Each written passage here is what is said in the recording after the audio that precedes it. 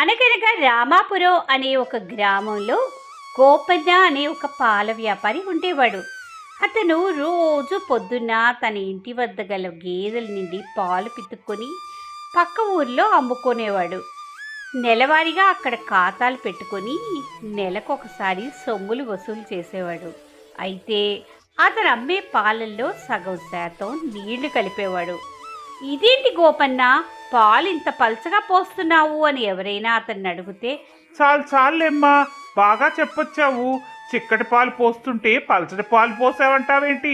నీకు ఇష్టమైతే తీసుకో, లేకపోతే వెళ్ళిపో అంటూ గదమాయించేవాడు. ఆ విధంగా సొమ్ములన్నీ వసూలు చేసుకుని తిరిగి తన ఊరికి బయలుదేరాడు. వసూలు వల్ల బాగా ఆలస్యమైంది. దాంతో బాగా పొద్దెక్కింది. అసలే ఎండాకాలం, దాహం వేయసాగింది. వాగు దగ్గర ఆగి నీళ్లు త్రాగాలనుకొని చేతిలోని డబ్బుల సంచిని వాగు పక్కన పెట్టి నీటి కోసం వాగులోకి దిగాడు. కడుపు నిండా నీళ్లు తాగి గట్టు మీదకి వచ్చేసరికి అక్కడ అతను పెట్టిన సొమ్ముల సంచి కనపడలేదు. గోపన్న గాబరాగా అటూ ఇటూ వెతికాడు. నా సొమ్ములు సంచేది ఏమైపోయింది? నా కష్టార్జితం కనిపించట్లేదు అని అటూ ఇటూ వెతికాడు. పక్కనున్న చెట్టు మీద కోతి కిచకిచమంటూ ఉంటే ఏమిటా అని పైకి చూశాడు. కోతి చేతిలో సొమ్ముల సంచి కనపడింది. లబో దిబోమంటూ కోతిని బ్రతిమలాడాడు. అయ్యా, అమ్మా, కోతి తల్లి, దయచేసి నా డబ్బుల సంచి ఇచ్చేయమ్మా. నేనెంతో కష్టపడి సంపాదించాను అంటూ బ్రతిమలాడాడు. అయినా కోతి ఆ సంచిని విడవలేదు.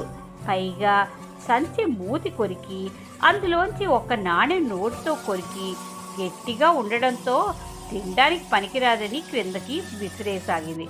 అలా విసిరిన నాణ్యాలు కొన్ని వాగులో, కొన్ని గట్టు మీద పడసాగాయి. నీటిలో పడ్డవి దొరకలేదు. గట్టు మీద పడినవి మాత్రం ఏరుకోసాగాడు గోపన్న. కొద్దిసేపటికి సంచిలోని నాణ్యాలన్నీ అయిపోయాయి.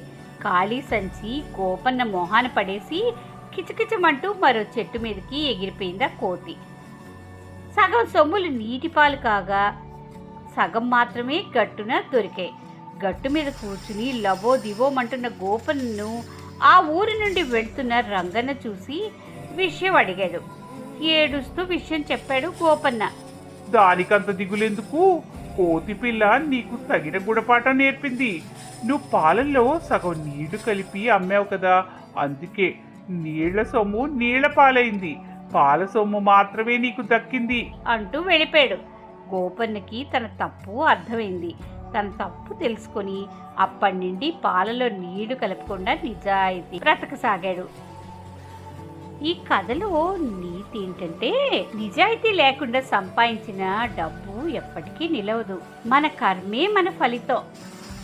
ఈ కథ కనుక మీకు నచ్చితే please like, share and subscribe చేయండి. మరిన్ని మంచి కథలతో మళ్ళీ వచ్చేస్తాను. Thank you.